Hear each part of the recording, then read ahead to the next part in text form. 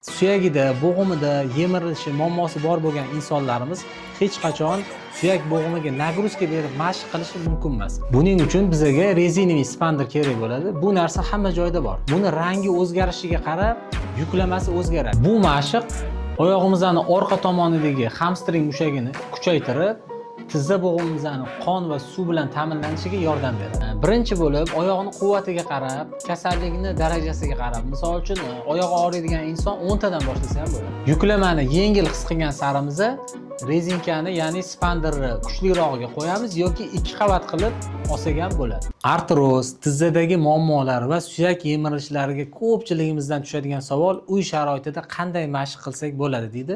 Hozir bunga biz zo'r mashq bilan yechim beramiz. Videoni oxirigacha ko'ring. Buning uchun eng avvalo nimani bilib olishimiz kerak?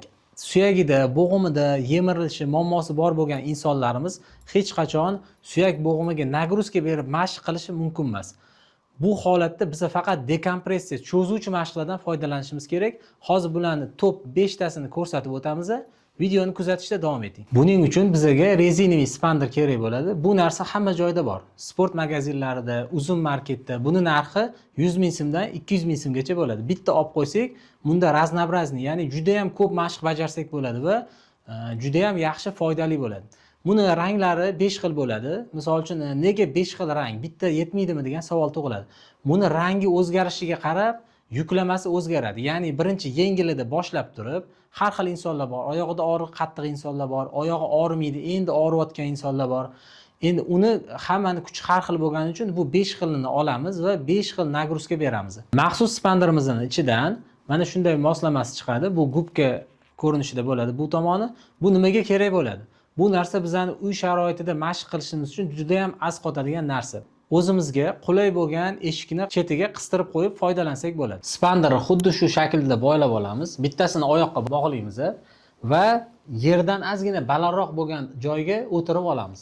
Bu uchun esa eshikni tepa qismiga, ya'ni balandroq turishi kerak, tepa qismiga qistirib qo'yamiz.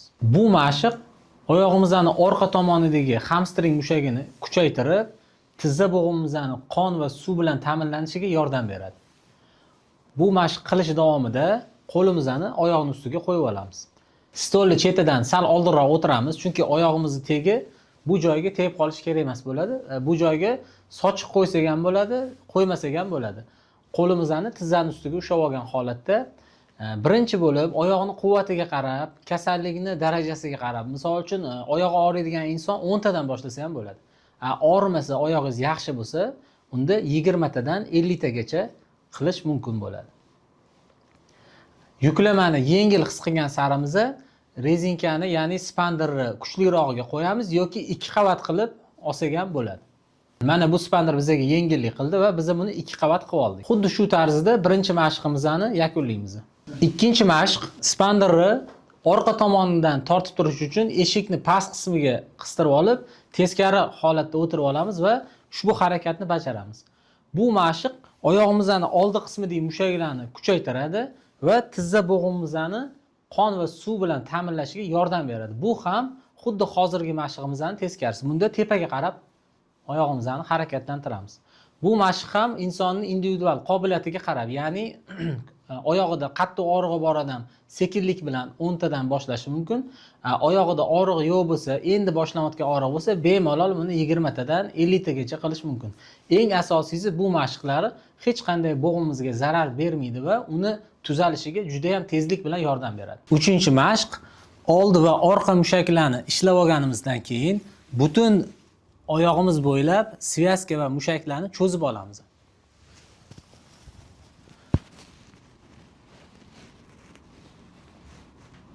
Muhim eslatma, bu mashqni bajarganda ham rezinkani yuqoriroq qo'yamiz, chunki biz o'zimizga tortgan holatimizda agar foydalanayotgan spanderimiz pastroqda bo'lsa, oyog'imizni ham ko'tarib, ham o'zimizga tortishimizga to'g'ri keladi va mashq qiyinlashib ketadi. Agar bizni buni yuqoriroqda ilib qo'ysak, bu oyog'imizni ko'tarib turadi va biz faqat tortish amaliyotini bajaramiz. Bu 4-mashqimiz. Bunda rezinaviy spanderni eshikni yuqoriroq qismiga qistirib qo'yamiz va asta-sekinlik bilan mashqni bajaramiz. Chunki bu mashq ozgina qiyin bo'lgani uchun kam-kamdan boshlab oyoq kuchiga qarab ko'paytirib boramiz. Bu mashqni ham oyoq quvvatiga qarab 10 tadan boshlab 20 ta, 50 tagacha qilish mumkin. 5-chi va eng so'nggi mashq xuddi 4-chi mashq kabi, faqat bunda oyog'imizni tashqari tarafga qarab tortamiz. Hamma mashqlarimizni ikkala oyoqqa bajariladi. Bunda muhim eslatma, oyoq tizzasi bukilmagan holatda, tekis holatda turishi kerak bo'ladi.